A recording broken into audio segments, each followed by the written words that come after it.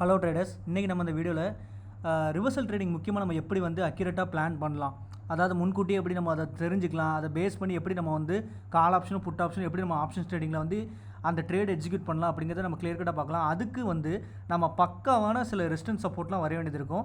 So இந்த வீடியோவில் இப்போ நீங்கள் இந்த ஸ்க்ரீனில் பாருங்கள், இது நிஃப்டியோட spot chart. So 15 minutes time ஃப்ரேமில் வச்சுருக்கிறேன். ஸோ இப்போ நம்ம வரைஞ்சிருக்கிற இந்த எல்லா லைன்ஸும் பாருங்கள், இது எல்லாமே பார்த்தீங்கன்னா பக்காவான ஒரு ரெசிஸ்டன்ஸ் அண்ட் சப்போர்ட் ரெண்டுமாவும் நல்லாவே வந்து ரெஸ்பான்ஸ் பண்ணோம். சரிங்களா? ஸோ அங்கே பாருங்கள், ஸோ இங்கேருந்து ஒரு பவுன்ஸு, இந்த இடத்துக்கிட்ட போகும்போது ஒரு ரிஜெக்ஷன். கரெக்டாக பாருங்கள், நம்ம இங்கே போட்டிருக்க இந்த லெவலை பிரேக் பண்ணோடனே கரெக்டாக ஒரு மூமெண்ட் ஆகிருக்கு. அதே மாதிரி இங்கே பாருங்கள், இந்த லெவல்லேருந்து ஒரு ரிஜெக்ஷன் ஆகிருக்கு.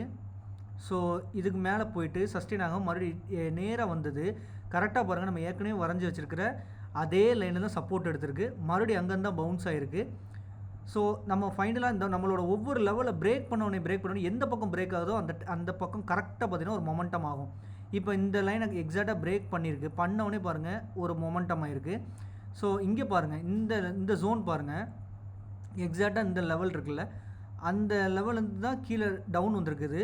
ஸோ அங்கேருந்து கரெக்டாக பாருங்கள், அதே லைன்லேருந்து மறுபடியும் சப்போர்ட் எடுத்து மேலே போயிருக்குது, மறுபடியும் எக்ஸாக்டாக அதே லெவலுக்கு தான் வந்திருக்குது, மறுபடியும் பவுன்ஸ் ஆனது, மறுபடியும் அதே ஜோன், அதே நம்ம வரைஞ்சிருக்கிற அதே லைனுக்கு தான் வந்து சப்போர்ட் எடுத்துகிட்டு மறுபடியும் பவுன்ஸ் ஆகிருக்குது.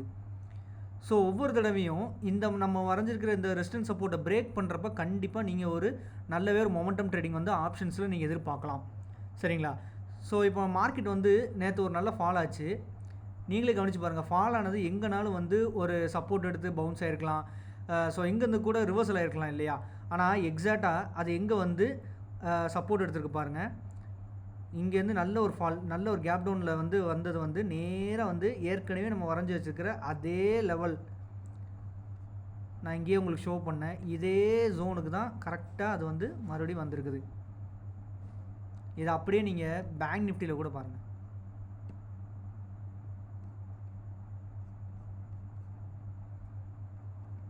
பேங்க் நிஃப்டியில் நீங்களே பாருங்கள், இங்கேருந்து ஒரு பவுன்ஸு, இதுலேருந்து பாருங்கள், கரெக்டாக பவுன்ஸ் ஆனது. நம்ம இங்கே ஒரு லெவல் வந்து போட்டு 47,304 போட்டுருக்குறோம், அங்கேருந்து வந்து டவுன் லைட்டாக வந்திருக்குது. மறுபடி இந்த 47,304 பிரேக் பண்ணுற மாதிரி போயிட்டு டவுன் வந்தது. எக்ஸாக்டாக நம்ம ஏற்கனவே ட்ராப் பண்ணி வச்சுருக்க இந்த 46,896 அந்த லெவலில் தான் ஒரு சப்போர்ட் எடுத்துகிட்டு மறுபடியும் இந்த 47,304 பிரேக் பண்ணி பவுன்ஸ் ஆனது, நேராக போயிட்டு 48,323 நமக்கு ஒரு லெவல் கிடச்சிருக்குது.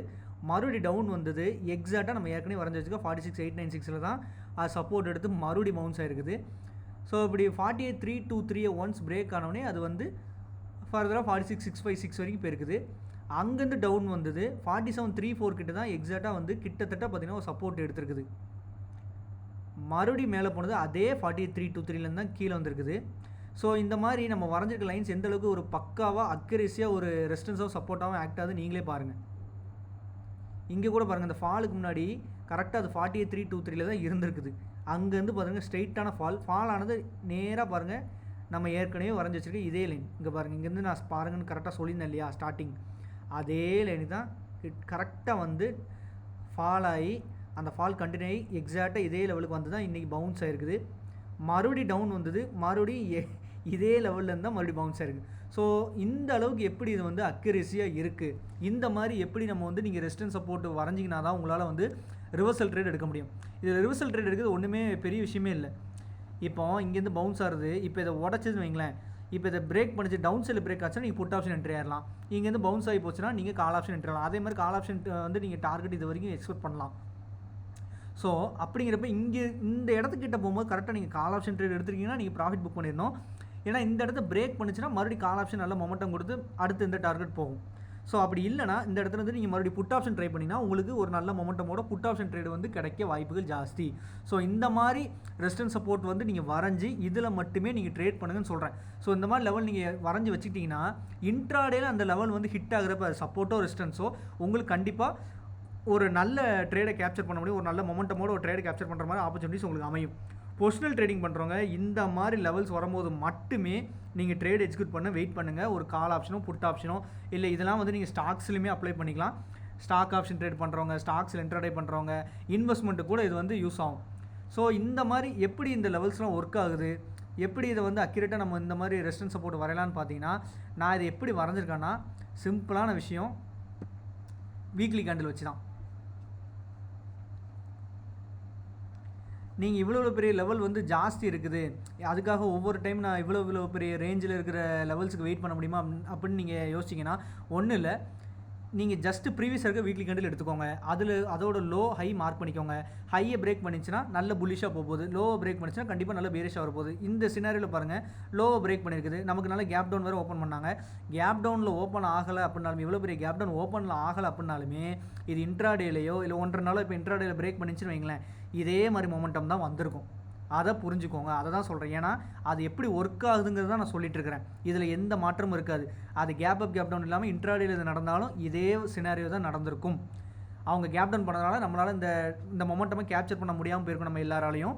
ஆனால் அவங்க என்ன பண்ணியிருக்காங்க, எதனால் இவ்வளோ பெரிய ஃபால் வந்து காரணம் பார்த்தீங்கன்னா, நியூஸ் அதெல்லாம் தாண்டி என்ன நம்ம கேண்டில்ஸ்டிக்ஸ் வச்சு புரிஞ்சுக்கலாம் அப்படின்னா, ஏற்கனவே ப்ரீவியஸ் இருக்க வீக்லி கேண்டிலோட லோவை பிரேக் பண்ணியிருக்கு. ஸோ லோவை பிரேக் பண்ணி வந்தது. இங்கே பாருங்கள், இது 4th டிசம்பரோட கேண்டில், வீக்லி கேண்டில், அதோட லோக்கு தான் எக்ஸாக்டாக வந்திருக்காங்க பாருங்கள். ஸோ இப்போ இந்த 45,470 பிரேக் பண்ணிச்சுன்னா கண்டிப்பாக 44,963 தான் அடுத்த டார்கெட்டாக, அவங்க பெரிய டார்கெட்டாக ஒரு ஸ்விங் டார்கெட்டாக அவங்க வைப்பாங்க. இப்படி தான் நீங்கள் வந்து புரிஞ்சுக்கலாம். ஸோ இப்போ இந்த இடத்துல இருந்து நீங்கள் ஒரு கால் ஆப்ஷன் வந்து ட்ரை பண்ணலாம். இது பிரேக் பண்ணிச்சுன்னா கண்டிப்பாக நீங்கள் ஒரு புட் ஆப்ஷன் ட்ரை பண்ணலாம். சிம்பிளான விஷயம். இது நிஃப்டியில் பாருங்கள்.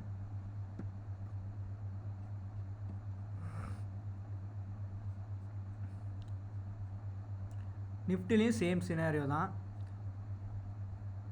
போன வீக்கோட வீக்லி கேண்டில் இருக்குது பார்த்தீங்கன்னா, அதோட லோவை பிரேக் ஆகிருக்கு. லோவை பிரேக் பண்ண போய் தான் அது வந்து அரௌண்டு 21,447 அந்த மாதிரி தான் இருந்திருக்கு இல்லையா? ஆமாம், 21,447 இருந்திருக்கு. அதை பிரேக் பண்ண உடனே இன்னையோட டே லோ வந்து நல்ல ஒரு ஃபால் கிடச்சி 21,286 அரௌண்ட் அந்த மாதிரி இன்றைக்கி நமக்கு நம்பர்ஸ் கிடச்சிது. அவங்க இதை தான் பண்ணுறாங்க. இதை தான் சொல்கிறேன்.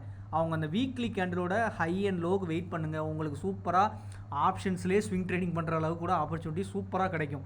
ஆனால் எந்த பக்கம் பிரேக் பண்ணுதோ அந்த பிரேக் ஆகிற சைடுக்கு நீங்கள் வெயிட் பண்ணிங்கன்னா உங்களால் இந்த மாதிரி மொமெண்டமோட ஒரு பெரிய ப்ராஃபிட்டை, பெரிய பாயிண்ட்ஸை கேப்சர் பண்ண முடியும். மற்றபடி இன்ட்ராடேலையோ சரி, பொசிஷனலாக ட்ரேட் பண்ணணும் நீங்கள் வந்தாலும் சரி, மற்ற எந்த இடத்துல நீங்கள் வந்து ட்ரேட் எக்ஸிக்யூட் பண்ணாலும் அது வந்து என்னை பொறுத்த வரைக்கும் ஒரு 50-50 தான். அதாவது நல்ல ப்ராஃபிட் வரலாம், இல்லை கண்டிப்பாக பார்த்தீங்கன்னா நல்ல லாஸ் தான் வரும்.